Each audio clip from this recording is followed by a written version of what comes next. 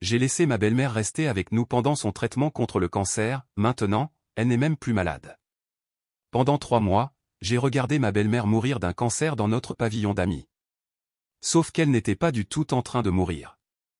Je l'ai d'abord remarqué dans de petites choses, ses cheveux trop épais, son appétit trop sain, son énergie trop abondante les jours où mon mari n'était pas à la maison.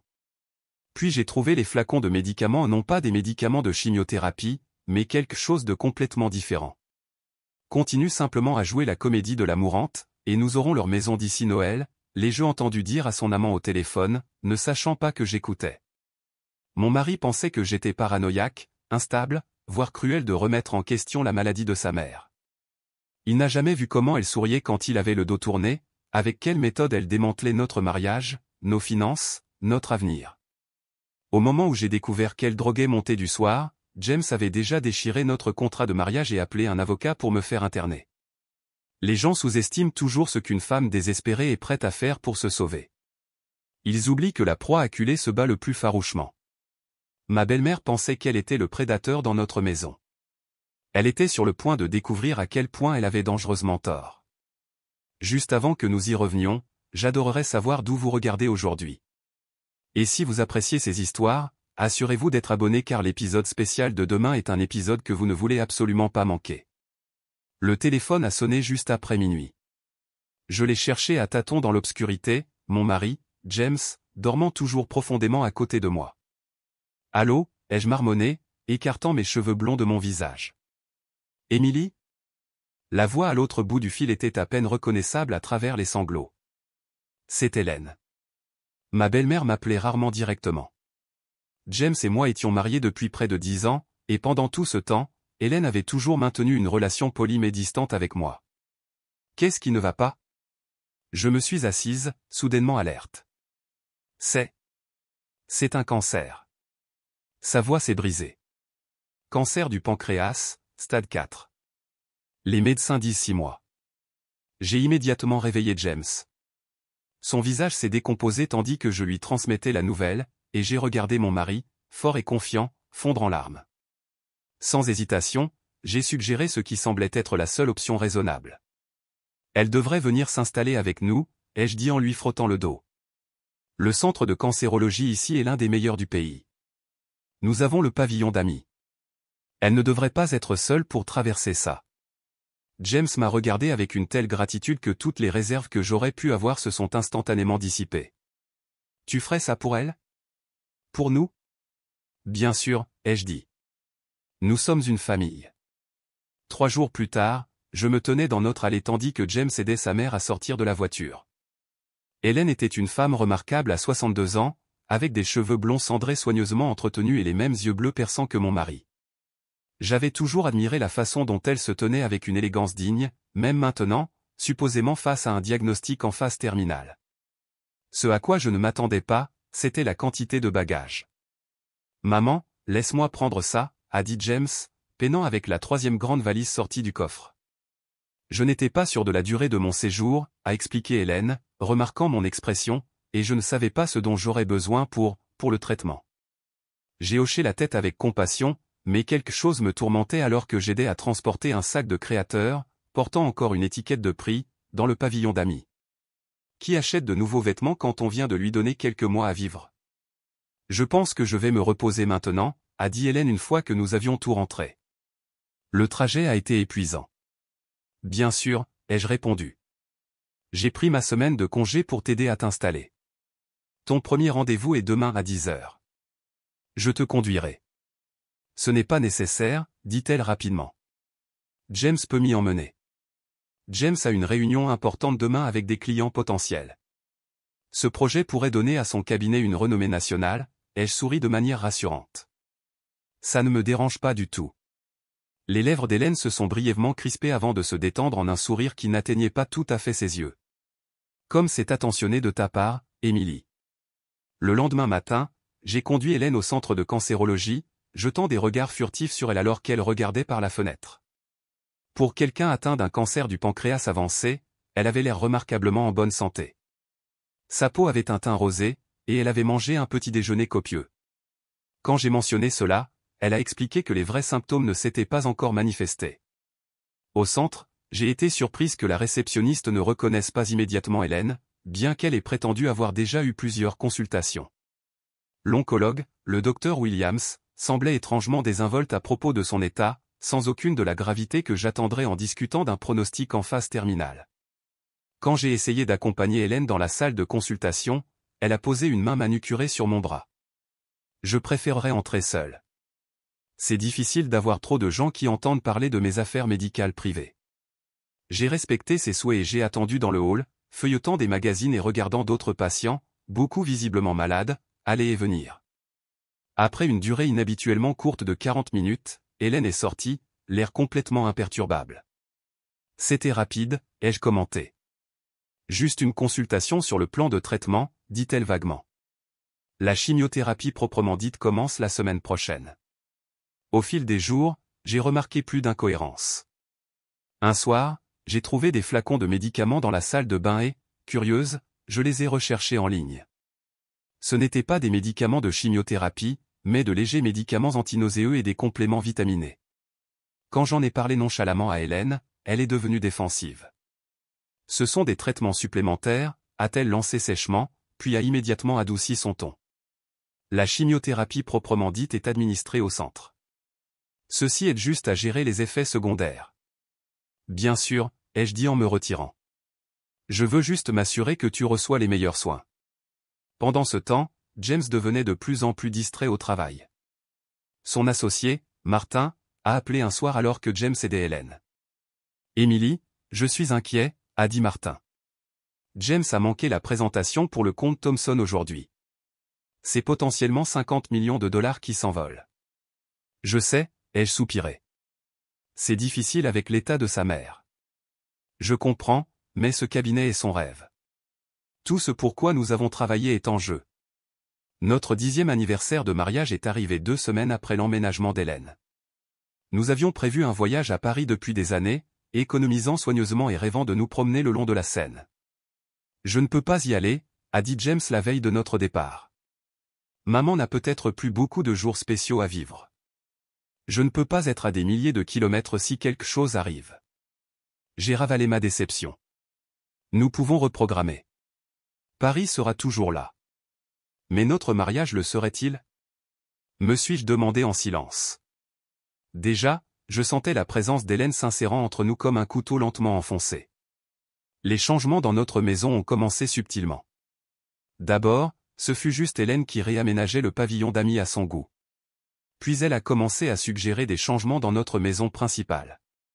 Ces rideaux sont si sombres, a-t-elle commenté un matin au petit déjeuner. Le tissu lourd emprisonne la poussière qui déclenche mes nausées. Peut-être quelque chose de plus léger. Avant que je ne m'en rende compte, nos rideaux bleu marine avaient été remplacés par des rideaux bleu pâle qu'Hélène avait commandés. Puis ce furent les coussins, les chaises de la salle à manger, même les bougies parfumées que j'aimais, tout a été progressivement remplacé parce que cela aggravait supposément ses symptômes. Quand je me suis finalement opposé au remplacement des œuvres d'art dans notre salon, James m'a pris à part, le visage tendu de colère. Si changer quelques tableaux aide ma mère mourante, quel est le problème? Pourquoi es-tu si égoïste? Le mot m'a piqué. Étais-je égoïste? Mon malaise était-il plus important que la tranquillité d'esprit d'une femme mourante? Mes doutes se sont multipliés lorsque nous avons assisté à un barbecue de quartier et que j'ai rencontré le docteur Catherine Lynn, une nouvelle voisine qui a mentionné qu'elle travaillait au centre de cancérologie où Hélène recevait son traitement. Cancer du pancréas. Le docteur Lynn a froncé les sourcils quand j'ai mentionné l'état de ma belle-mère. Stade 4? C'est inhabituel. Les patients à ce stade présentent généralement des symptômes physiques plus prononcés, une perte de poids significative, une jaunisse, une fatigue extrême. Elle a de bons et de mauvais jours, ai-je dit sur la défensive, bien que je ne me souvienne pas avoir été témoin de jours particulièrement mauvais. Plus tard cette semaine-là, mon amie d'enfance Rebecca est venue déjeuner. Après avoir brièvement rencontré Hélène, elle m'a entraîné dans la cuisine avec une expression préoccupée. « Et quelque chose cloche », a-t-elle chuchoté. J'ai perdu mon père d'un cancer du pancréas l'année dernière. Soit ta belle-mère a le cas le plus bénin de l'histoire médicale, soit quelque chose ne colle pas. J'ai balayé les inquiétudes de Rebecca, mais ces mots sont restés.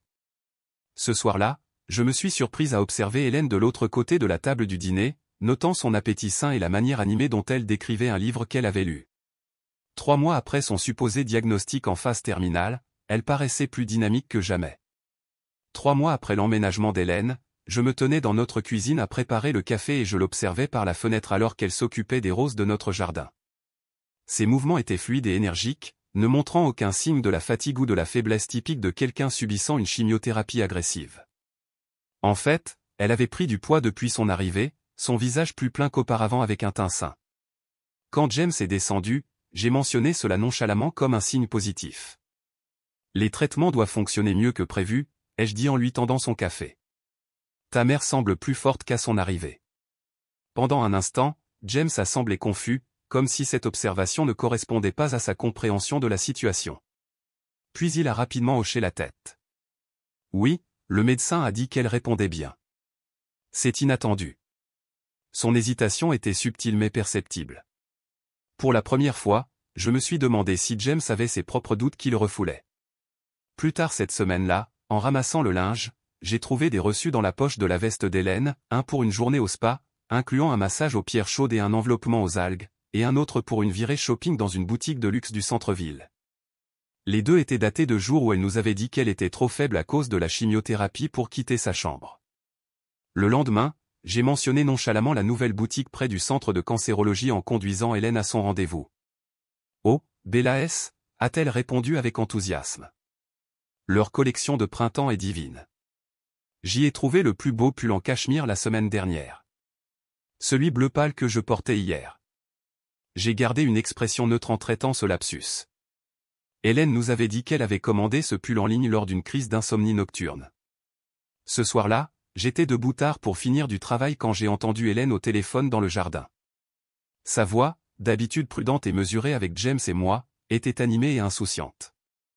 La croisière en Méditerranée a l'air parfaite, disait-elle. Une fois que tout ça sera passé, je mérite un peu de luxe. Tu devrais voir comme il me flatte ici. C'est presque trop facile. Quand elle m'a remarqué près de la fenêtre de la cuisine, elle a rapidement raccroché. Le lendemain matin, elle a expliqué qu'elle parlait à une amie survivante du cancer de rêve futur qui l'aidait à garder le moral pendant le traitement. Nos finances ont été le signal d'alarme suivant. James et moi avions toujours été prudents avec l'argent, épargnant assidûment pour la retraite et les projets futurs.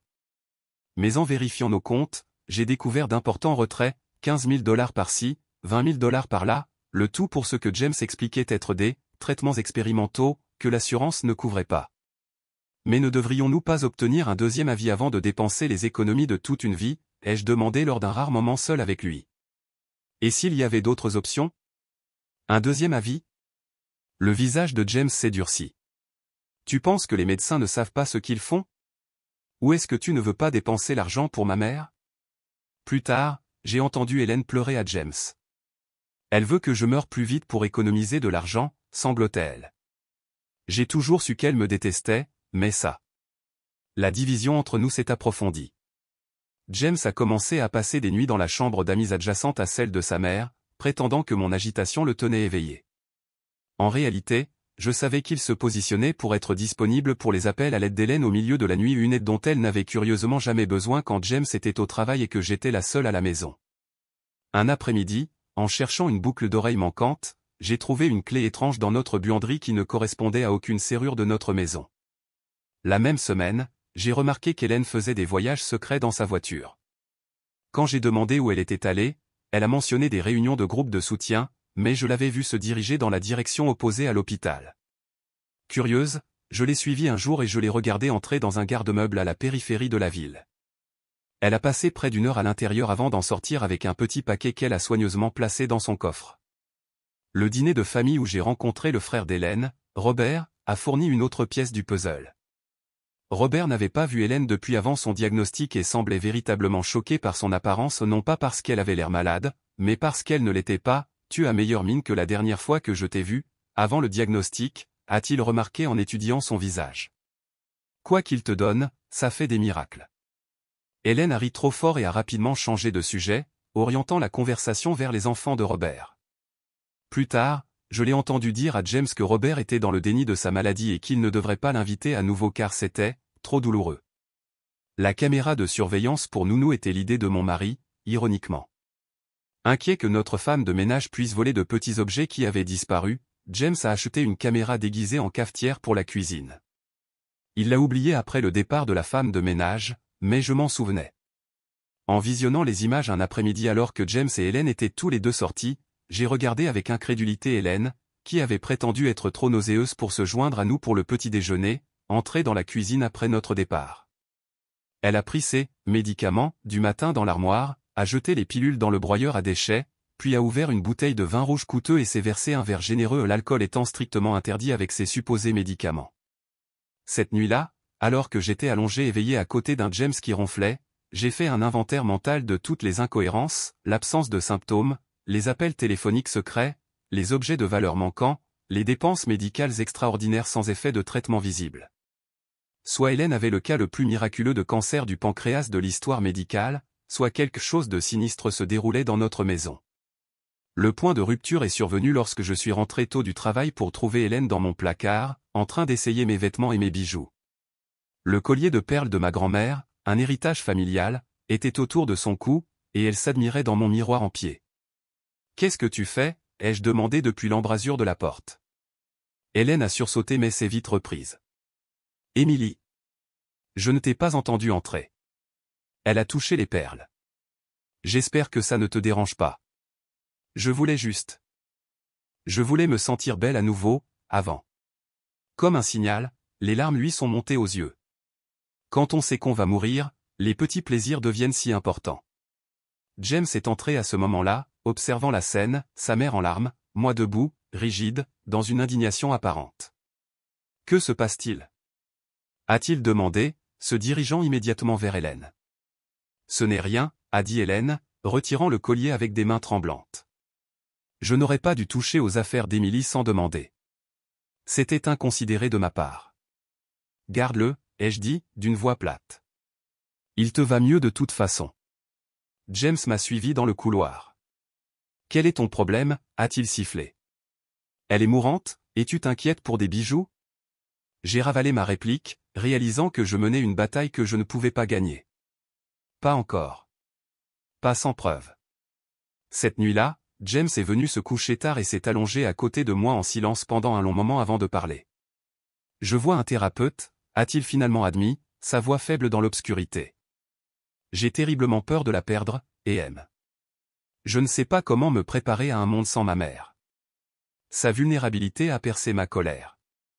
J'ai attrapé sa main, sentant les callosités familières sur ses doigts dues à des années de dessin de plans architecturaux. Je suis là pour toi, ai-je dit doucement, me demandant si c'était moi qui perdais la tête. Étais-je en train de devenir paranoïaque, cherchant la tromperie là où il n'y avait que la maladie ? Mais le lendemain, j'ai remarqué que les perles de ma grand-mère avaient disparu de la commode d'Hélène, où je l'avais vu les poser. Elles n'étaient plus dans ma boîte à bijoux non plus. J'ai pris un jour de congé personnel sans le dire à James. Après son départ pour une réunion avec un client, j'ai regardé depuis la fenêtre de notre chambre Hélène sortir du pavillon d'amis, vêtue impeccablement d'un tailleur pantalon couleur crème, bien loin des vêtements de détente confortables qu'elle portait habituellement les jours de chimiothérapie. Elle a vérifié son reflet dans la vitre de sa voiture, a appliqué une nouvelle couche de rouge à lèvres et est partie avec détermination. Je lui ai donné 5 minutes d'avance avant de la suivre dans ma propre voiture, en maintenant une distance prudente. Au lieu de se diriger vers le centre de cancérologie, Hélène s'est rendue en centre-ville, pour finalement s'arrêter au parking avec voiturier du Westbrook, un hôtel de luxe connu pour sa discrétion et ses tarifs exorbitants. Je me suis garé de l'autre côté de la rue et j'ai attendu, la regardant saluer le portier avec l'assurance d'une habituée. Après quelques minutes de délibération, j'ai traversé la rue et suis entré dans le hall, cherchant Hélène des yeux. Je l'ai aperçue près des ascenseurs, enlaçant un homme distingué aux cheveux poivre et sel et à la montre coûteuse brillant à son poignet. Elle s'est haussée sur la pointe des pieds et l'a embrassé passionnément, s'attardant d'une manière qui témoignait d'une longue intimité. Mes mains tremblaient tandis que je levais mon téléphone et prenais plusieurs photos de derrière une grande plante en pot. Le couple s'est dirigé vers le restaurant de l'hôtel et, sur une impulsion, je les ai suivis, demandant une table avec vue sur la leur. « Souhaitez-vous voir un menu, madame » a demandé le serveur après que j'ai été assise. « Juste un café pour l'instant » ai-je répondu, orientant ma chaise pour une meilleure vue tout en essayant de paraître décontracté. De ma position, je pouvais saisir des fragments de leur conversation. L'homme, qu'Hélène appelait Victor, s'est penché en avant avec une expression préoccupée. Combien de temps encore devons-nous continuer comme ça, a-t-il demandé, sa voix se faisant entendre pendant une accalmie dans le bruit ambiant. Le jeune Thompson pose des questions sur la valeur des propriétés. Hélène a posé sa main sur la sienne. Juste jusqu'à ce qu'on ait la maison. Leur mariage est déjà en train de s'effondrer. Il signera tout ce que je lui mettrai sous le nez maintenant. Il me fait entièrement confiance. J'ai failli renverser mon café.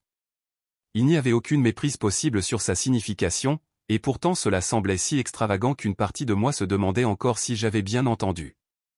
Après qu'ils eurent fini leur déjeuner, je les ai regardés partir ensemble, se dirigeant vers les ascenseurs plutôt que vers la sortie. J'ai attendu dans le hall pendant près de 2 heures, utilisant le Wi-Fi de l'hôtel pour faire des recherches sur Victor, en me basant sur des descriptions physiques et des bribes de conversation que j'avais entendues. Une recherche sur les réseaux sociaux a donné des résultats. Victor Renard, promoteur immobilier spécialisé dans la conversion de propriétés de luxe. Le site web de son entreprise le montrait posant fièrement devant plusieurs demeures historiques transformées en condominiums haut de gamme, des maisons pas si différentes de la nôtre, une victorienne avec un emplacement de choix et une importance historique. Hélène est finalement sortie seule. Elle avait l'air rouge et radieuse, rien à voir avec une femme souffrant d'un cancer en phase terminale. Je me suis éclipsé avant qu'elle ne puisse me repérer, mon esprit tourbillonnant d'implication. Le lendemain, j'ai apporté des biscuits faits maison à la maison du docteur Catherine Lynn sous prétexte d'amitié de voisinage. Ils ont l'air délicieux, a dit Catherine en m'invitant à entrer. Le timing est parfait, je viens de faire du café frais. Autour de tasses fumantes, j'ai soigneusement orienté la conversation vers son travail. Hypothétiquement, ai-je commencé, serait-il possible pour quelqu'un atteint d'un cancer du pancréas de stade 4 de ne montrer aucun symptôme physique après 3 mois de traitement? Pas de perte de poids, pas de jaunisse et même de prendre du poids. Catherine a froncé les sourcils. Ce serait extraordinairement improbable. Le cancer du pancréas est agressif, et le stade 4 signifie qu'il s'est déjà propagé au-delà du pancréas. Les traitements eux-mêmes provoquent des effets secondaires importants, perte de cheveux, fatigue extrême, perte de poids. Pourquoi demandez-vous? Juste curieuse, ai-je dit d'un ton léger. Un parent d'un ami traverse cette épreuve, et ils ont mentionné à quel point il était surprenant que la personne semble si bien. Chaque cas est différent, a concédé Catherine, mais je serais très sceptique face à ce scénario. Le taux de survie à 5 ans pour un cancer du pancréas de stade 4 est inférieur à 3%, et ces patients présentent généralement des signes évidents de maladie tout au long du traitement. Avec une certitude croissante, j'ai fait mon prochain pas, en engageant un détective privé. Thomas Parker, un ancien détective de police avec des tempes grisonnantes et une attitude pragmatique, a écouté attentivement mes soupçons dans son petit bureau du centre-ville. Vous comprenez que c'est une accusation sérieuse, a-t-il dit quand j'ai fini. Simuler un cancer pour un gain financier serait une fraude, potentiellement un vol qualifié, selon les montants en jeu. Je comprends, ai-je répondu, mais j'ai besoin de connaître la vérité avant de confronter mon mari. Il vénère sa mère. Il ne me croirait jamais sans preuve irréfutable. Thomas a hoché la tête. J'aurais besoin d'une provision et de quelques informations de base, son nom complet, sa date de naissance, les coordonnées du centre de cancérologie. En une semaine, Thomas a appelé avec des résultats préliminaires.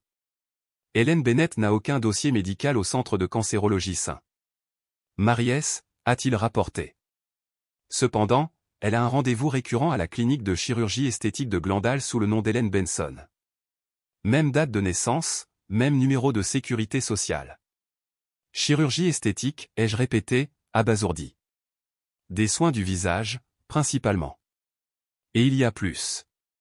Victor Renard a un casier judiciaire pour fraude immobilière. 3 accusations distinctes, bien qu'il n'ait été condamné qu'une seule fois en 2018. Il a purgé 6 mois dans un établissement à sécurité minimale. Et leurs liens? Ils sont liés sentimentalement depuis un peu plus de 2 ans, selon les réseaux sociaux et les témoignages bien avant son supposé diagnostic de cancer. Mes soupçons confirmés, j'ai commencé une enquête systématique de notre maison. Dans le pavillon d'amis d'Hélène, caché sous des pulls soigneusement pliés, j'ai trouvé un carnet contenant des registres méticuleux des caractéristiques de notre maison, sa valeur estimée et les opportunités de conversion potentielles. Plus troublants encore étaient les objets manquants que j'avais catalogués, les perles de ma grand-mère, la rare première édition d'Hemingway de James, la montre vintage que je lui avais offerte pour notre 5e anniversaire, tous listés dans le carnet avec des valeurs estimées et des acheteurs potentiels. Nos relevés financiers ont révélé une image encore plus alarmante. James avait contracté une deuxième hypothèque sur notre maison, 350 000 $, soi-disant pour les traitements expérimentaux d'Hélène. Les virements bancaires montraient que l'argent était transféré vers un compte offshore lié à une société écran. Thomas a confirmé que la société était enregistrée au nom de Victor Renard. Les mains tremblantes, j'ai installé des caméras cachées supplémentaires dans toute notre maison, dans la bibliothèque du salon, déguisées en radio-réveil, dans la cuisine, dissimulées dans un désodorisant, dans le couloir. Contrairement à la caméra de Nounou que James avait oubliée, celle-ci était connectée à mon compte cloud privé, accessible uniquement via mon téléphone sécurisé. Pendant 3 jours, les caméras n'ont rien enregistré d'inhabituel. Puis, le 4e jour, alors que James et moi étions tous les deux au travail, elles ont filmé Hélène faisant entrer Victor dans notre maison. Ils ont parcouru chaque pièce, discutant des possibilités de rénovation et des profits estimés. La chambre principale ferait un excellent salon pour l'appartement du dernier étage, a dit Victor, passant la main le long du mur de notre chambre. On pourrait abattre ce mur, l'ouvrir sur la vue. Les rénovations devront attendre après Noël, a répondu Hélène. C'est à ce moment-là que le transfert sera terminé, une fois le divorce finalisé. Tu es sûr qu'il ira jusqu'au bout, a demandé Victor. Les hommes peuvent être sentimentaux à propos des mariages, même les mauvais. Hélène a ri froidement. Fais-moi confiance, il signera. J'ai soigneusement construit le récit qu'elle est instable, rancunière de son succès, jalouse de sa relation avec moi. Les enregistrements que j'ai faits de leur dispute se montent magnifiquement pour soutenir ma version. Ils se sont dirigés vers la cuisine, où Victor a ouvert notre réfrigérateur et s'est servi une bière, la bière artisanale préférée de James. Nous devrions accélérer le calendrier, a-t-il suggéré. J'ai acquis des substances qui sont pratiquement indétectables. Elles imitent les symptômes de l'anxiété, de la paranoïa, voire de la psychose lorsqu'elles sont administrées régulièrement. Quelques gouttes dans son thé du soir, et en quelques semaines, elle paraîtra complètement instable. Parfait, a dit Hélène, sa voix d'une désinvolture glaçante. Continue à jouer la comédie de la mourante, et nous aurons leur maison d'ici Noël. Le quartier s'embourgeoise rapidement, la valeur des propriétés doublera en 5 ans. Et avec la procuration de James, je peux aussi liquider les actifs de son cabinet. La preuve finale et accablante est venue lorsque Victor a posé des questions sur le rôle à long terme de James dans leur plan. Et ton fils, une fois que nous aurons la propriété et ses actifs? L'expression d'Hélène s'est durcie. Une fois que je serai l'unique bénéficiaire de son testament, nous réexaminerons cette question. Il y a des accidents qui ne soulèvent aucun soupçon lorsqu'ils arrivent à des hommes en deuil et émotionnellement instables. J'ai regardé les images 3 fois, chaque visionnage révélant de nouveaux détails horribles de leur complot. Il ne s'agissait pas seulement de notre maison. Hélène et Victor préparaient quelque chose de bien plus sinistre, avec James autant victime que moi. Les mains tremblantes, j'ai téléchargé toutes les preuves sur une clé cryptée et j'ai appelé Thomas. J'ai tout ce dont nous avons besoin, lui ai-je dit. Mais nous devons agir avec prudence. Il prévoit de me droguer, et peut-être pire. Ne les confrontez pas seuls, a averti Thomas, et ne mangez ni ne buvez rien qu'elle prépare. Venez à mon bureau demain. Apportez les preuves. Nous élaborerons une stratégie. Cette nuit-là, j'étais allongé éveillé à côté de James, le regardant dormir paisiblement, ignorant que la mère qu'il adorait complotait non seulement contre moi, mais potentiellement contre sa vie. Comment pouvais-je lui faire voir la vérité sans le détruire au passage? La réponse est venue de manière inattendue alors que je cherchais des preuves supplémentaires dans le pavillon d'amis d'Hélène pendant sa prétendue réunion de groupe de soutien. J'ai découvert une bouteille de pilules sur ordonnance cachée dans une boîte à bijoux à double fond. L'étiquette portait le nom d'un psychiatre et des instructions pour traiter une anxiété sévère, mais l'ordonnance était à mon nom, pas à celui d'Hélène. Un appel rapide à la pharmacie a confirmé mon soupçon, l'ordonnance était frauduleuse. Je n'avais jamais consulté le psychiatre mentionné, mais quelqu'un avait utilisé mon identité pour obtenir de puissants médicaments anti-anxiété et des médicaments qui, lorsqu'ils sont administrés à l'insu de la personne, peuvent en effet provoquer des symptômes d'instabilité mentale. Les pièces du puzzle s'assemblaient, créant une image plus troublante que je ne l'avais imaginée. Je devais agir rapidement, avant que le plan d'Hélène et Victor n'avance davantage, avant que James ne soit manipulé pour signer la perte de tout ce pour quoi il avait travaillé, et avant d'être dépeinte comme trop instable pour être crue. Armé de preuves qui allaient bouleverser le monde de mon mari, j'ai planifié mon approche avec soin. J'ai préparé un dîner spécial, le poulet rôti aux pommes de terre au romarin préféré de James, et j'ai choisi une bouteille de vin que nous gardions pour une occasion spéciale. Mon plan était de créer un moment de connexion avant de livrer la vérité dévastatrice. J'ai passé l'après-midi à organiser mes preuves, des photos d'Hélène avec Victor, des relevés financiers montrant les fonds détournés, des clips vidéo de leurs conversations dans notre maison. J'ai tout stocké sur une tablette et j'ai répété ce que je dirais, essayant de trouver des mots qui minimiseraient la douleur de James tout en transmettant la gravité de la tromperie de sa mère. Mais Hélène m'avait devancé. Quand James est rentré à la maison, son expression était déjà orageuse. Il est entré en trombe dans la cuisine où je mettais la touche finale au dîner. « Bon sang, qu'est-ce que c'est que ça ?» a-t-il demandé, claquant une pile de papier sur le comptoir. Je les ai reconnus immédiatement, des impressions de symptômes de cancer et d'effets de traitement que j'avais recherchés, ainsi que des notes comparant le comportement d'Hélène aux expériences typiques des patients. Je les avais cachés dans le tiroir de mon bureau, qui était maintenant entrouvert dans notre bureau à domicile. « Tu as monté un dossier contre ma mère ?» La voix de James tremblait de rage. « Tu essaies de prouver qu'elle ment sur le fait de mourir du cancer ? Quelle sorte de monstre es-tu ? James, s'il te plaît, écoute. » Non, c'est toi qui écoutes, il s'est approché, le visage rouge. Mon thérapeute m'a prévenu que cela pourrait arriver. Il a dit que parfois les conjoints deviennent irrationnellement jaloux de l'attention accordée aux membres de la famille en phase terminale. Mon esprit vacillait. Ton thérapeute ? Tu as discuté de ça avec ton thérapeute ? Bien sûr que oui. Tu as agi de manière de plus en plus paranoïaque, surveillant ma mère, remettant en question ses soins médicaux. C'est malsain, Émilie. C'est honnêtement malsain. J'ai attrapé la tablette. J'ai des preuves, James. Regarde juste. Un fracas provenant du couloir m'a interrompu. Nous nous sommes tous les deux tournés pour voir Hélène s'agripper au cadre de la porte, le visage tordu par ce qui semblait être de la douleur. Elle s'est affalée de façon théâtrale sur le sol. Maman. James s'est précipité à ses côtés, lui berçant la tête. Que s'est-il passé ? Tu vas bien ? Je suis désolé, Alta-t-elle faiblement. Je vous ai entendu vous disputer. Le stress, ça a déclenché quelque chose. Le médecin a prévenu des crises d'épilepsie à mesure que le cancer progresse. James m'a lancé un regard accusateur en aidant Hélène à s'asseoir sur le canapé. Tu vois ce que tu as fait ? Tu es contente maintenant ? J'ai attrapé ma tablette, les doigts tremblants en essayant de la déverrouiller. James, s'il te plaît, regarde juste ce que j'ai trouvé. Mais quand j'ai ouvert le dossier contenant mes preuves, il était vide. Les vidéos, les photos, les dossiers financiers, tout avait disparu. Frénétiquement, j'ai vérifié mes fichiers de sauvegarde, mais eux aussi avaient été effacés. Il n'y a rien parce que tu as inventé toute cette conspiration, a dit James froidement, observant ma panique. Tu as besoin d'aide, Émilie. Cette nuit-là, alors que James dormait dans la chambre d'amis à côté de sa mère, j'ai vérifié mon ordinateur portable. Chaque preuve que j'avais recueillie avait été systématiquement effacée. Quiconque l'avait fait, Hélène ou Victor, était minutieux et techniquement compétent. Le lendemain matin, j'ai trouvé James dans la cuisine, son expression sombre. Sans un mot, il a posé son téléphone sur la table et a joué un enregistrement audio. J'ai entendu ma voix, extraite de différentes disputes des derniers mois, monter ensemble pour créer un récit troublant. Ta mère ment. Je ne crois pas qu'elle ait le cancer. Nous gaspillons de l'argent pour elle. Peut-être que ce serait mieux si elle mourait tout simplement. Je l'ai regardé, horrifié.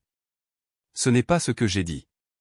Ce sont des morceaux de différentes conversations, complètement sortis de leur contexte. J'ai enregistré nos disputes, a admis James, d'une voix plate.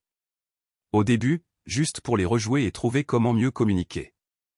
Mais maintenant, je suis content de l'avoir fait.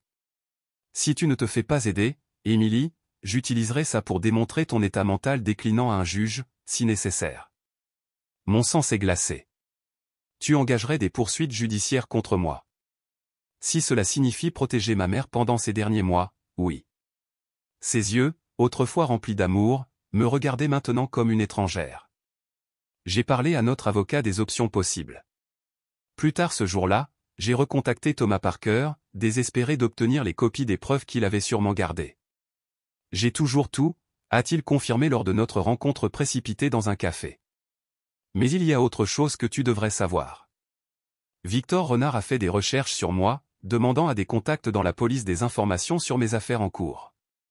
Ils savent que je t'ai engagé, ai-je réalisé à voix haute. Thomas a hoché la tête d'un air sombre. Sois prudente. Ce ne sont pas des amateurs. En quittant le café, j'ai vu Thomas être approché par 2 policiers. À travers la fenêtre, j'ai regardé avec horreur tandis qu'ils le menottaient et le conduisaient à une voiture de patrouille qui attendait. Le lendemain, le journal local publiait un petit article sur un détective privé arrêté pour avoir prétendument piraté des dossiers médicaux privés. Le nom et la photo de Thomas Parker étaient bien en évidence. Mon isolement s'est approfondi. J'ai essayé d'appeler le bureau de Thomas mais n'ai reçu aucune réponse. Sa caution avait été fixée à un montant prohibitif, selon les archives judiciaires que j'ai consultées en ligne. De plus en plus désespéré, j'ai commencé à tester mon thé du soir pour des substances inhabituelles. En utilisant un kit de dépistage de drogue à domicile acheté discrètement en ligne, j'ai confirmé mes soupçons. Le thé qu'Hélène insistait pour me préparer chaque nuit contenait des traces de benzodiazépines, de puissants médicaments anti-anxiété qui pouvaient causer de la somnolence, de la confusion et une coordination altérée. Pas étonnant que je me sois sentie de plus en plus brumeuse, luttant pour me concentrer au travail, trouvant difficile d'articuler mes pensées clairement. Pendant des semaines, peut-être des mois, Hélène m'avait drogué, construisant un dossier sur mon instabilité mentale tout en la provoquant simultanément. Mon patron, Michael, m'a convoqué dans son bureau la semaine suivante. « Émilie, est-ce que tout va bien à la maison ?» a-t-il demandé, l'inquiétude évidente sur son front plissé. « Pourquoi demandez-vous » ai-je répondu prudemment. « Tu as manqué 3 échéances importantes. Tes rapports contiennent des erreurs inhabituelles, et des clients ont mentionné que tu semblais distraite pendant les réunions. » Il a hésité. De plus, nous avons reçu plusieurs appels d'une femme s'identifiant comme ta belle-mère, exprimant son inquiétude pour ton bien-être. Elle a mentionné que tu pourrais rencontrer des problèmes psychologiques. La fureur et la peur se sont battues en moi. Elle a appelé mon lieu de travail? Michael a hoché la tête, mal à l'aise. Elle semblait sincèrement inquiète. Elle a dit que ton mari était à bout mais ne voulait pas t'embarrasser en appelant lui-même. Je suis retourné à mon bureau, les mains tremblantes. Il démantelait systématiquement ma vie, mon mariage, ma carrière, ma crédibilité. Bientôt, il ne resterait plus rien. Le coup de grâce est venu lorsque je suis rentré tôt un jeudi après-midi, ayant quitté le travail après une autre réunion désastreuse où j'avais eu du mal à me concentrer. En entrant dans notre allée, j'ai remarqué une voiture inconnue garée à l'extérieur, une berline de luxe aux vitres teintées. Entrant silencieusement par la porte latérale, j'ai entendu des voix venant de notre salle à manger, James, Hélène, et une 3e voix que je ne reconnaissais pas. En jetant un coup d'œil, je les ai vus assis autour de notre table avec un homme en costume coûteux, des documents étalés devant eux. La tutelle serait temporaire, disait l'homme. Étant donné les preuves documentées de comportements erratiques et le risque potentiel d'automutilation, le tribunal accorde généralement ces requêtes lorsqu'elles sont déposées par un conjoint. Et cela me donnerait un contrôle total sur nos finances et ses décisions médicales, a demandé James, la voix creuse. Oui. Nous pourrions également demander une évaluation psychiatrique sans consentement, si nécessaire. Je suis entré dans l'embrasure de la porte. Tu prévois mon internement, James? Les 3 têtes se sont tournées brusquement vers moi. L'homme, clairement notre avocat de famille, Gregory Wilson, a eu la décence d'avoir l'air embarrassé. Émilie, ce n'est pas ce que ça a l'air, a commencé James. Ça a l'air d'être exactement ce que c'est, ai-je répondu, surprise de mon propre calme. Vous complotez pour me faire déclarer mentalement incompétente sur la base de symptômes que ta mère provoque en droguant mon thé tous les soirs. Hélène a eu un hoquet dramatique. Comment oses-tu? James, tu vois à quel point elle est devenue paranoïaque? Gregory a rassemblé ses papiers maladroitement. Peut-être que je devrais revenir une autre fois. Une fois qu'il fut parti, la dispute a éclaté avec une fureur qui s'était accumulée pendant des mois. Chaque accusation que je faisais était contrée par les larmes d'Hélène et la colère croissante de James. Quand j'ai mentionné le thé drogué, James a exigé que je le prouve. J'ai déjà fait tester des échantillons, ai-je menti. Les résultats seront prêts demain. Une lueur d'alarme a traversé le visage d'Hélène, si brève que n'importe qui d'autre l'aurait manqué. Cette nuit-là, j'ai fait ma valise pendant que James était sous la douche. Je ne pouvais plus rester dans la maison. Ce n'était pas sûr.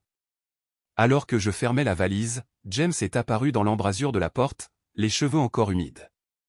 Tu pars? Sa voix était un mélange de colère et d'incrédulité. Je ne peux plus rester ici, ai-je dit simplement. Alors c'est tout? 10 ans de mariage, et tu t'en vas simplement parce que tu ne supportes pas que ma mère soit malade? J'ai regardé l'homme que j'avais aimé si longtemps, me demandant comment il pouvait être si aveugle. Je ne pars pas parce que ta mère est malade, James. Je pars parce qu'elle ne l'est pas. Son visage s'est durci. Si tu franchis cette porte, ne t'attends pas à emporter quoi que ce soit avec toi. Il a sorti de sa poche notre contrat de mariage, signé la semaine avant notre mariage alors que son cabinet d'architecture commençait à peine à réussir. Avec des mouvements délibérés, il l'a déchiré en 2, puis en 4. Tu veux partir? Très bien. Mais tu n'auras rien. J'ai mis mon sac sur mon épaule, ne contenant que des vêtements et des effets personnels. Je n'ai jamais voulu de ton argent, James. Je ne voulais que toi. En arrivant à la porte, je me suis retourné une dernière fois. Vérifie l'armoire de cuisine au-dessus du réfrigérateur. J'ai installé des caméras dans toute la maison, celles qu'Hélène ne connaît pas. La vérité est là, si tu es assez courageux pour y faire face. Je n'ai pas attendu de voir sa réaction. En m'éloignant dans ma voiture, j'ai vu Hélène regarder par la fenêtre, son expression illisible dans l'obscurité. Depuis le modeste appartement d'une chambre de Rebecca de l'autre côté de la ville, j'ai commencé à reconstruire ma vie. Mon ami d'enfance m'avait accueilli sans hésitation, installant un lit de fortune sur son canapé et me fournissant le soutien émotionnel dont j'avais désespérément besoin. Tu peux rester aussi longtemps que nécessaire, m'a-t-elle assuré en versant un autre verre de vin. Mais nous avons besoin d'un plan. Ces gens ont l'air dangereux. J'ai hoché la tête en ouvrant l'ordinateur portable de Rebecca. D'abord, je dois récupérer mes preuves. En utilisant son ordinateur plutôt que mes appareils potentiellement compromis, j'ai accédé à mon système de récupération de stockage en nuage. Bien qu'Hélène ou Victor aient supprimé les fichiers, ils n'avaient pas vidé la corbeille numérique, un oubli crucial. Un par un, j'ai restauré les vidéos, les photos et les dossiers financiers. En revoyant les images, j'ai découvert quelque chose que j'avais manqué auparavant. Dans une vidéo, Hélène et Victor discutaient de complots similaires qu'ils avaient menés contre 3 autres familles. L'affaire Shaw-Williams était plus propre, disait Victor dans l'enregistrement. Pas de détective privé, pas de femme suspicieuse. Ça a mal fini, a répondu Hélène. Je ne m'attendais pas à ce que Thomas se suicide quand Charlotte l'a quitté, mais nous avons eu la propriété. Victor a haussé les épaules. Et le divorce des Anderson s'est parfaitement déroulé. Le mari a complètement cru que sa femme était infidèle. Diane Anderson a failli tout gâcher avec ses rapports de police, a contré Hélène. Nous devons être plus prudents cette fois-ci. Rebecca a regardé l'écran avec horreur. Ils ont déjà fait ça? Plusieurs fois, apparemment. Donc, me suis-je frotté les tempes, je dois trouver ces gens, en particulier Diane Anderson. Ils pourraient corroborer mon histoire. Mon appel suivant a été pour le frère d'Hélène, Robert. Je ne l'avais rencontré que brièvement à ce dîner de famille, mais je me souvenais qu'il avait semblé sincèrement confus par l'apparence saine de sa sœur. Cela va vous paraître fou, ai-je commencé quand il a répondu. En fait, non, a interrompu Robert après que j'ai expliqué mes soupçons. Hélène a toujours été manipulatrice. Quand nos parents vieillissaient, elle a essayé quelque chose de similaire, elle a convaincu notre père que notre mère gérait mal leurs finances et a failli le convaincre de tout transférer sur des comptes auxquels seule Hélène avait accès. Vous me croyez, ai-je demandé, ma voix se brisant de soulagement. Disons simplement que rien ne me surprendrait en ce qui concerne ma sœur. Que puis-je faire pour aider? Avec l'aide de Robert, j'ai localisé Diane Anderson, la femme qu'Hélène et Victor avaient mentionnée dans leur conversation, qui vivait maintenant dans un petit appartement en périphérie de la ville. Diane était initialement réticente à me parler. J'ai tourné la page, a-t-elle dit, debout dans l'embrasure de sa porte sans m'inviter à entrer. Remuer le passé ne changera rien. Cela pourrait les empêcher de détruire une autre famille, ai-je contré. S'il vous plaît, écoutez-moi. Autour d'un café dans un restaurant voisin, l'histoire de Diane a émergé, douloureusement similaire à la mienne. Victor s'était lié d'amitié avec son mari par le biais d'une association professionnelle tandis qu'Hélène s'était insinuée dans leur vie pendant une période difficile. Elle a joué l'amie de soutien, se souvient amèrement Diane. Toujours disponible pour écouter les plaintes de Brian sur notre mariage, prenant toujours son parti. Pendant ce temps, Victor convainquait Brian que j'avais une liaison avec mon patron. Ils ont créé des preuves, ai-je deviné. Diane a hoché la tête. Des photos truquées, de faux emails, même une conversation téléphonique enregistrée qui n'était pas vraiment moi. Au moment où j'ai réalisé ce qui se passait, Brian avait demandé le divorce et cédé notre maison historique à une société de gestion immobilière pour me faire du dépit. Elle a ri sans joie. 3 mois plus tard, cette société, appartenant à Victor, l'a vendue pour le triple de ce que Brian en a obtenu. M'aiderez-vous, ai-je demandé. Faire une déclaration? Témoigner, si nécessaire? Diane a hésité, puis a hoché lentement la tête. Oui. Il est temps que quelqu'un les arrête. Armé des preuves récupérées et du témoignage de Diane, j'ai consulté Angela Friedman, une avocate spécialisée dans les affaires de fraude. Dans son bureau du centre-ville, décoré de diplômes de droit encadré et de photos de famille, elle a examiné mes documents avec une alarme croissante. C'est l'un des complots de fraude les plus élaborés que j'ai vus, a-t-elle remarqué, organisant les documents en pile nette. La bonne nouvelle, c'est que vous avez des preuves substantielles. La mauvaise nouvelle, c'est le timing. Nous devons agir avec prudence. Si nous agissons prématurément, ils pourraient détruire des preuves ou s'enfuir. Mon mari est complètement sous leur influence, ai-je expliqué. Je m'inquiète de ce qu'il pourrait le convaincre de faire avec nos actifs.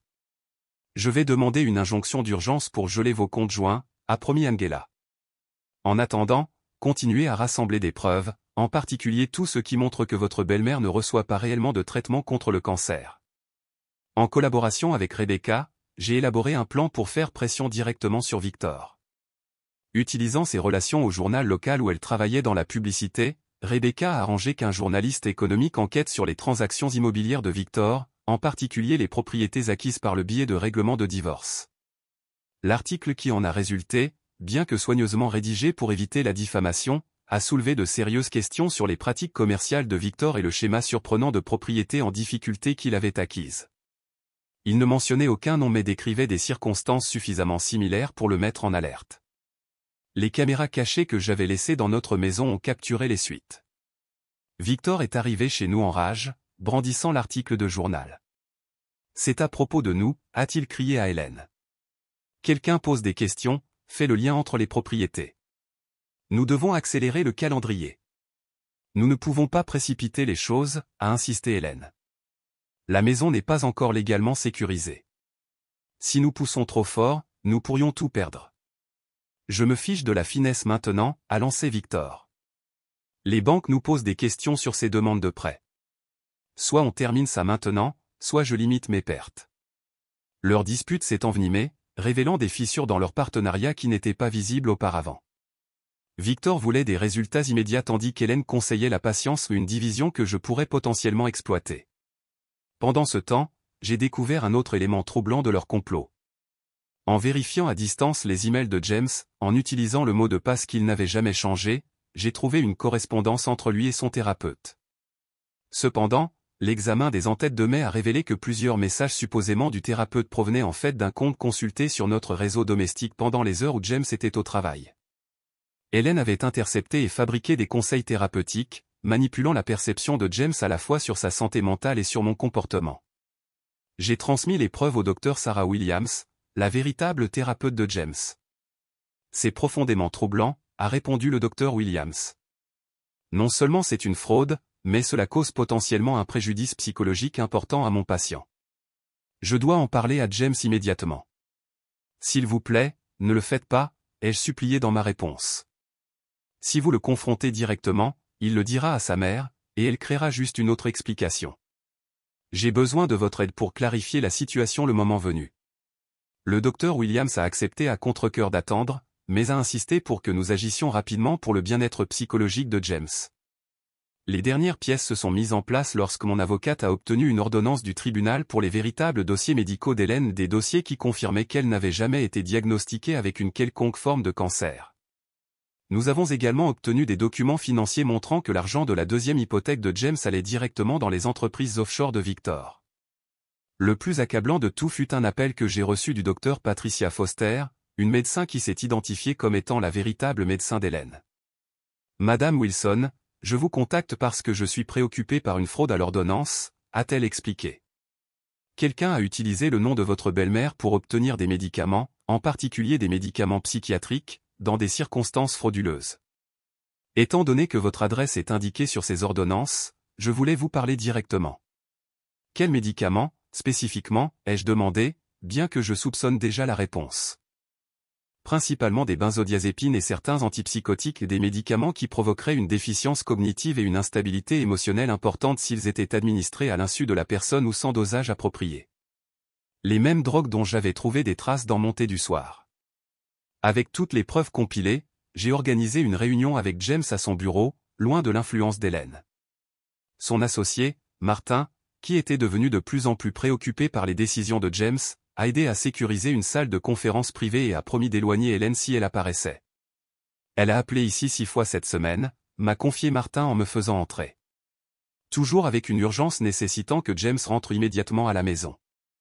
Nous avons perdu 2 clients importants à cause de réunions manquées. James avait l'air épuisé quand il est entré, des cernes sombres sous les yeux et son apparence normalement impeccable nettement froissée. Il s'est arrêté net en me voyant. « Que fais-tu ici ? Je n'ai rien à te dire. S'il te plaît, donne-moi juste 15 minutes, ai-je dit.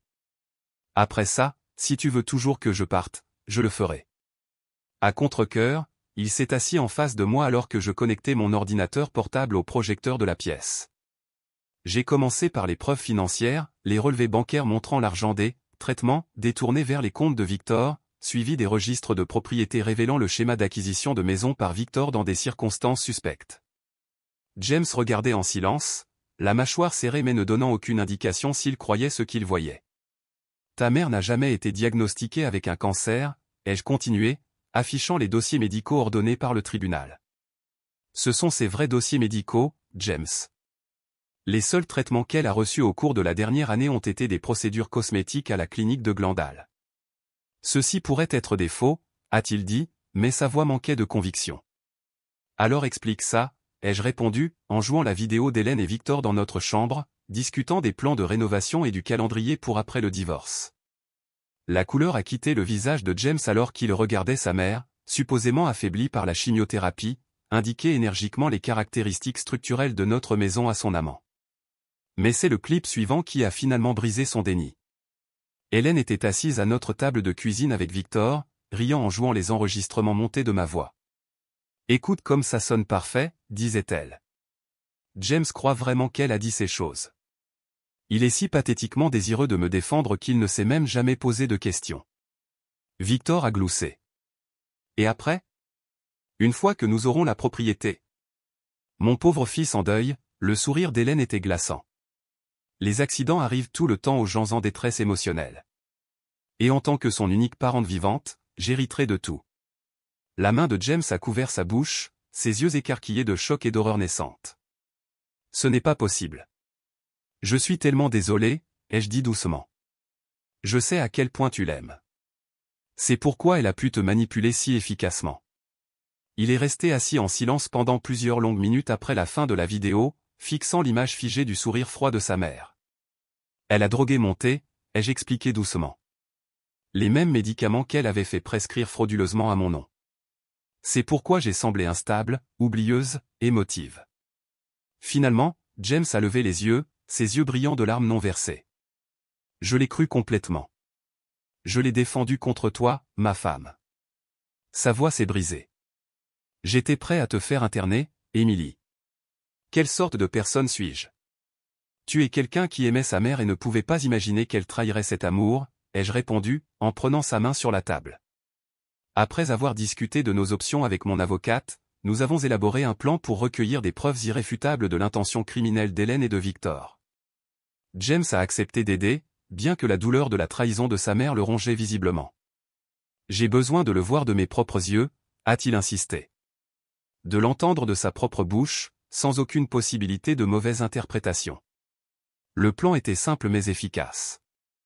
James a dit à Hélène qu'il devait assister à une conférence d'architecture de 3 jours à Chicago, un mensonge délibéré. Au lieu de cela, il a aidé à installer du matériel d'enregistrement supplémentaire dans toute la maison, en se concentrant sur les zones où Hélène tenait généralement ses conversations privées. Le matin de son supposé départ, j'ai regardé depuis l'appartement de Rebecca James serrer sa mère dans ses bras pour lui dire au revoir dans notre allée. Sa performance était convaincante, le fils dévoué, toujours inquiet de laisser sa mère malade malgré l'organisation de la visite quotidienne d'une infirmière. Une fois seule dans la maison, Hélène n'a pas perdu de temps pour inviter Victor. Les caméras ont capturé leur humeur festive alors qu'ils ouvraient une bouteille de champagne coûteuse de notre cave. À sa quasi-disparition, a trinqué Hélène, faisant teinter son verre avec celui de Victor. James demandera le divorce dès son retour. J'ai déjà rédigé les papiers. Et il ne se doute de rien, a demandé Victor, s'installant confortablement dans le fauteuil préféré de James. Pas la moindre chose, a ri Hélène. Il est comme son père, si confiant, c'en est pathétique.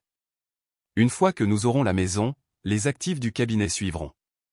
Son contrat d'association a une vulnérabilité que j'ai déjà identifiée. Ils ont ensuite discuté en détail de tout leur complot, y compris des plans qui m'ont même choqué. Hélène avait fait des recherches sur des poisons indétectables qui pourraient imiter une insuffisance cardiaque, destinée à James une fois le transfert de propriété terminé. Une mère éplorée perd son fils et sa belle-fille en quelques mois, songeait Hélène en remplissant leur verre. La communauté se ralliera autour de moi. Personne ne se posera de questions quand je vendrai cet endroit et que je déménagerai quelque part au chaud. Depuis mon ordinateur portable, je pouvais voir James regarder le direct depuis une chambre d'hôtel de l'autre côté de la ville. Son visage était cendré, des larmes coulant sans retenue alors qu'il regardait la mère qu'il adorait planifier son meurtre avec une indifférence désinvolte. Quand ils ont commencé à discuter des méthodes spécifiques pour éliminer James, détaillant comment le faire passer pour un suicide déclenché par notre divorce, j'ai passé l'appel. En quelques minutes, des policiers sont arrivés avec des mandats de perquisition et d'arrêt, surprenant Hélène et Victor tenant encore leur coupe de champagne. Que signifie tout cela, a exigé Hélène, se glissant instantanément dans son personnage de patiente cancéreuse fragile. La détective en chef, une femme pragmatique nommée détective Karen Foster, est restée de marbre. Hélène Bennett, vous êtes en état d'arrestation pour complot en vue de commettre une fraude, vol d'identité, fraude à l'ordonnance, et complot en vue de commettre un meurtre. C'est ridicule. Je suis une femme malade, a protesté Hélène alors que les officiers la menottaient. Mon fils va régler ça immédiatement. C'est entièrement la faute de ma belle-fille instable. En fait, Madame Bennett, a répondu froidement la détective Foster, c'est votre fils qui a signé la plainte. Et nous avons toute la conversation que vous venez d'avoir sur vidéo, y compris vos plans pour sa mort. Le masque est finalement tombé. Le visage d'Hélène s'est tordu de rage alors qu'elle était conduite à la voiture de police, hurlant des obscénités et des menaces. Victor, quant à lui, a immédiatement commencé à offrir sa coopération en échange de clémence. Hélène a tout manigancé, a-t-il insisté auprès des officiers. J'ai des documents sur 3 cas précédents, des complots similaires. Je ne faisais que suivre ses ordres. James est rentré à la maison ce soir-là, l'air anéanti et brisé. Sans un mot, il est venu dans mes bras et m'a serré pendant ce qui a semblé des heures. Je ne sais pas si tu pourras un jour me pardonner, a-t-il murmuré contre mes cheveux. Il n'y a rien à pardonner, ai-je répondu. Elle t'a manipulé toute ta vie. Elle savait exactement sur quel bouton appuyer. La procédure judiciaire a avancé avec une rapidité surprenante. Étant donné les preuves, Hélène et Victor faisaient face à de multiples accusations, notamment fraude, complot, vol d'identité et tentative de meurtre. La coopération de Victor, bien qu'intéressée, a fourni aux autorités des détails sur leurs victimes précédentes, aidant également à monter des dossiers pour elles. Après coup, James est tombé dans une profonde dépression, luttant pour réconcilier la mère qu'il pensait connaître avec la criminelle calculatrice révélée par l'enquête. Grâce à une thérapie avec le Dr Williams, la vraie Dr Williams, il a commencé à reconnaître des schémas de manipulation remontant à son enfance. Elle m'a convaincu que mon père nous avait abandonnés, m'a-t-il dit un soir. Mais j'ai trouvé des lettres dans ses affaires, des dizaines. Il avait essayé de maintenir une relation avec moi pendant des années. Elle les a toutes renvoyées, lui disant que je ne voulais rien avoir à faire avec lui. Notre mariage ne tenait qu'à un fil alors que nous tentions de reconstruire la confiance par le biais d'une thérapie de couple. Le thérapeute nous a aidés à reconnaître comment Hélène avait systématiquement exploité les faiblesses existantes dans notre relation, en particulier la tendance de James à éviter les conflits et ma réticence à insister sur les problèmes lorsqu'il devenait sur la défensive. 6 mois plus tard, nous avons assisté ensemble à l'audience de détermination de la peine. Hélène et Victor ont reçu de longues peines de prison pour de multiples chefs d'accusation de fraude, complot, tentative d'empoisonnement et abus de personnes âgées dans des complots antérieurs. Hélène est restée défiante jusqu'à la fin, refusant de reconnaître James dans la salle d'audience malgré sa présence à chaque audience. Victor, désespéré d'obtenir la clémence, a fourni un témoignage qui a aidé à obtenir justice pour Diane Anderson et d'autres victimes précédentes. Les paiements de dédommagement ne compenseraient jamais entièrement les dommages émotionnels qu'ils avaient causés, mais ils représentaient une certaine mesure de responsabilité. Un an après l'arrivée d'Hélène dans notre maison, James et moi avons enfin fait notre voyage d'anniversaire reporté à Paris. La ville était tout ce dont nous avions rêvé, la Seine scintillant de lumière, la tour Eiffel illuminant le ciel nocturne, les cafés remplis de musique et de rire. Lors de notre dernière soirée, James m'a conduite à la plateforme d'observation de la tour juste au coucher du soleil. De sa poche, il a sorti une petite boîte en velours contenant une nouvelle alliance. J'ai fait faire celle-ci pour remplacer celle que je t'ai donnée il y a 10 ans, a-t-il expliqué, la voix chargée d'émotion. Cette bague appartient à un mariage où j'ai échoué à te faire passer en premier, où je ne t'ai pas fait confiance quand c'était le plus important. À côté de la bague se trouvait un document, un nouveau contrat de mariage, celui-ci largement en ma faveur. Si tu veux toujours être marié avec moi, je veux que tu saches que je suis engagé à reconstruire ce que ma mère a failli détruire. En glissant la bague à mon doigt, je savais que notre chemin ne serait pas facile. Les cicatrices de la trahison mettraient des années à guérir complètement, et James porterait toujours la blessure de la tromperie ultime de sa mère. Mais debout là, avec les lumières de Paris s'étendant devant nous, j'ai ressenti quelque chose que je n'avais pas connu depuis des mois, l'espoir. Oui, je veux toujours être marié avec toi, ai-je dit, me penchant dans son étreinte. Nous sommes plus forts maintenant. Nous savons à quoi faire attention. Personne ne se mettra plus jamais entre nous. Au-dessus de nous, les étoiles sont apparues, une par une, témoins de notre engagement renouvelé. Quels que soient les défis à venir, nous les affronterions ensemble plus sages, plus vigilants, mais toujours capables de l'amour qui nous avait réunis une décennie plus tôt, avant le cancer et la tromperie, avant la trahison et la rédemption, quand nous n'étions que deux personnes promettant de construire une vie côte à côte. Que sacrifieriez-vous pour découvrir une vérité mortelle alors que même vos plus proches refusent de la voir? Parfois, les tromperies les plus dangereuses viennent de ceux en qui on nous a appris à avoir une confiance aveugle. Aimez, abonnez-vous, et activez la cloche de notification pour plus d'histoires de survie contre vent et marée, où des gens ordinaires découvrent une force extraordinaire lorsque tout est en jeu.